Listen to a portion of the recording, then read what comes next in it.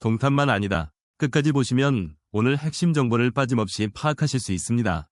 오늘 리포트의 핵심은 수도권 집값이 어디로 번지고 있느냐입니다.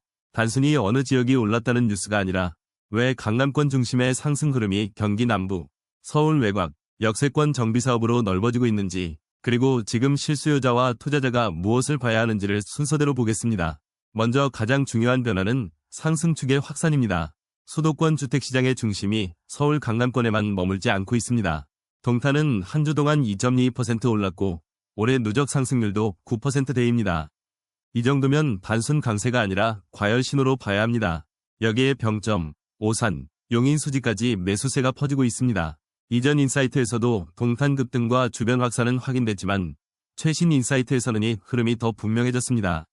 상승축이 강남에서 경기 남부와 서울 외곽, 역세권 정비사업지로 넓어지고 있다는 판단입니다. 그럼 왜 이런 일이 생기느냐? 핵심은 공급 부족, 전세 상승, 일자리 기반 수요입니다. 쉽게 말하면 새로 들어갈 집은 부족한데 전세 가격은 오르고 좋은 일자리 주변에는 실제 구매력이 있는 수요가 계속 붙는다는 뜻입니다. 특히 동탄, 기흥, 수지, 분당은 반도체 일자리와 고소득 맞벌이 수요가 가격을 밀어올리고 있습니다.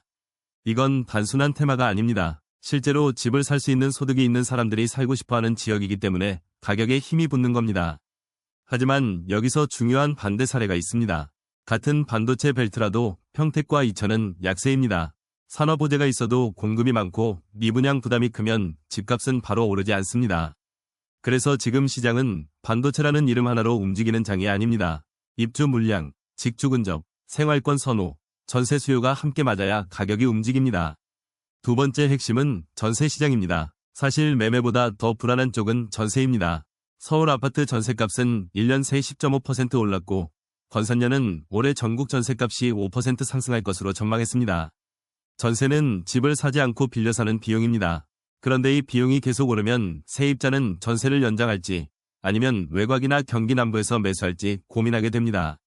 그래서 전세 상승은 매매 가격을 아래에서 받쳐주는 힘이 됩니다. 특히 서울 외곽, 경기 남부, 역세권 대단지처럼 전세 수요가 탄탄한 곳은 실거주 수요와 갈아타기 수요가 이어질 가능성이 큽니다. 다만 전세 상승이 무조건 좋은 신호만은 아닙니다. 세입자 부담이 커지고 월세화가 빨라지면 소비 여력이 줄고 주거 안정성이 흔들릴 수 있습니다. 세 번째는 공급과 정비사업입니다. 서울시는 역세권 복합개발로 5년간 약 10만 가구 공급을 추진하고 있습니다. 화곡과 신금호 등 역세권 장기전세 사업도 통과됐습니다. 장기전세는 공공성격이 강한 임대주택으로 무주택자의 주거 부담을 낮추는 역할을 기대할 수 있습니다. 또 재건축과 재개발 청약 경쟁률은 비정비 사업보다 높습니다. 강동 명일과 길동, 신림뉴타운, 세운 4구역 같은 대형 정비 이슈도 투자 관심을 끌고 있습니다.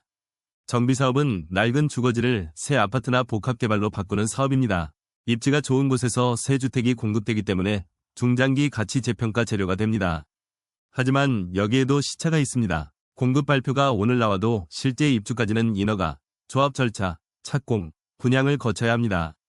그래서 단기적으로 전세와 매매 가격을 바로 누르기보다는 기대감을 만드는 효과가 더 큽니다. 특히 세운 4구역처럼 문화유산이나 행정 갈등이 있는 도심 정비사업은 인가를 받아도 지연 리스크가 남아 있습니다. 사업성만 보고 접근하기 어렵습니다. 네 번째는 정책 리스크입니다. 동탄, 구리, 기흥 등은 규제지역 지정 요건을 충족한 곳으로 거론됩니다. 규제지역이 되면 대출 한도가 줄고 전세를 끼고 사는 갭 투자가 어려워질 수 있습니다. 그러면 단기 과열은 식을 수 있습니다. 이미 많이 오른 지역은 거래가 줄고 호가가 조정될 가능성도 있습니다. 반대로 규제가 특정 지역에만 적용되면 수요가 인근 비규제 지역으로 이동할 수 있습니다. 이게 풍선효과입니다. 한쪽을 누르면 다른 쪽이 부풀어 오르는 현상입니다. 병점이나 오산 같은 주변 지역이 더 주목받을 수 있는 이유가 여기에 있습니다. 리포트 이후 참고 데이터도의 흐름을 보완해서 봐야 합니다. 강남구 아파트는 제시 데이터 기준 1제곱미터당 3,197만원으로 28.95% 상승했고 용산구도 2,645만원으로 10.46% 상승했습니다. 반면 강동구는 1,325만원으로 33.09% 하락, 서초구는 2,769만원으로 15.83% 하락, 송파구도 2,484만원으로 7.23% 하락으로 나타났습니다. 이 숫자는 지역별 편차가 매우 크다는 점을 보여줍니다. 금리와 환율도 부담입니다. 미국 10년 국채금리는 4.49%, 원달러 환율은 1517.08원입니다. 금리와 환율이 높으면 대출 부담과 자금 조달 부담이 커질 수 있어 급등 지역의 추격 매수에는 더 신중해야 합니다.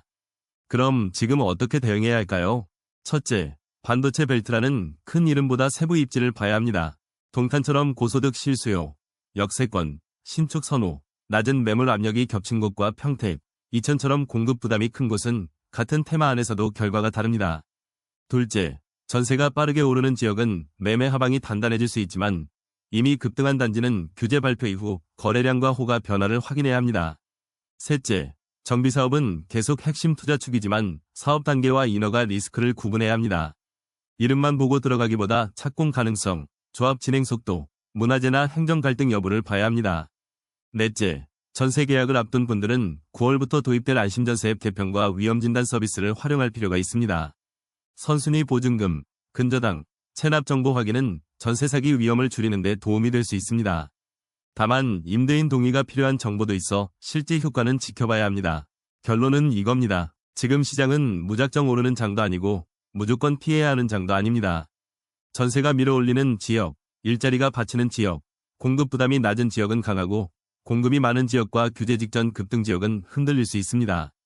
실거주자는 감당 가능한 대출과 전세 대체 비용을 먼저 계산하고 투자자는 테마보다 입지와 수급, 규제 이후 거래 흐름을 확인해야 합니다. 이 영상은 투자 정보 제공 목적이며 투자 판단의 최종 결정은 반드시 본인이 해야 합니다. 부동산 흐름을 계속 따라가고 싶다면 구독과 좋아요로 함께 해주세요.